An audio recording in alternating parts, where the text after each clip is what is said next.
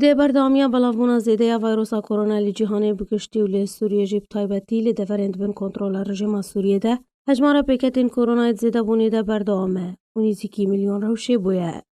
لگوری راپورتین روشنوانی بلکه کرین گولی دفرند بین کنترل رژیم سوریه ده هجمارا حل کرین ویروسا کرونا خواه نیزیکی میلیون روشه کریه.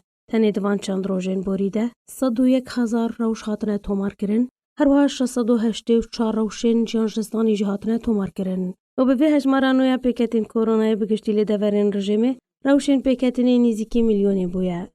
هر لگوری همان راپورتان اشکره کری کب زیده بونا حالتین پیکتین این کرونا لی دفرند بین کنترل رژیم سوریه ده رژیم تاوکن هاجی دان پیدانی به هجمارا زیده یا پیکتین کرونا ناده و آمارین دور جراستی بلاف دکه. جدرین رگهاندنی دیارجی کرن کو تاوکن ها زانیاری درباری پروگرام واکسینا لدیجی کورونای نهاتیه دانین تاویکو بشک جه واکسینا روسی سینی پنجشنبه بوری گهشت بو دورند بین کنترل رژیم سوریه ده.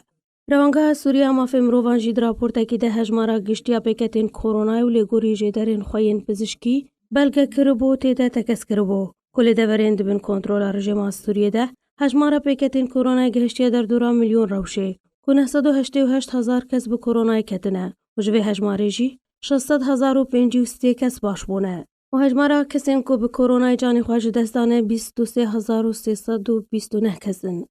هر لگوری راپورتار آنگاه سوریه مافی مروان که دناف کسین جان خواهج دستانه 211 پزشکن. بروواجی وان آماران و لگوری آمارین تندرستی رژیم سوریه که هجمارنا پر کم بلاف دکه که تنی 21,999 کس به کرونا لی دفرند بین کنترل رژیم ده پیکتنه. و جوی هجماری جی 1526 کس به کرونا مرنه 12,731 کس جی جه کرونا باش بونه. لعالیه کیدن روژا پنجشنبه بوری و لگوری راگهاندنا رژیم سوریه که بشه یکی جو واکسینا لدیجی ویروسا کرونا جعالیه پروگرام کوواکس و هاتیه پیشکش کرن و گهشتیه دورند بین دسته کنترل رژیم ده.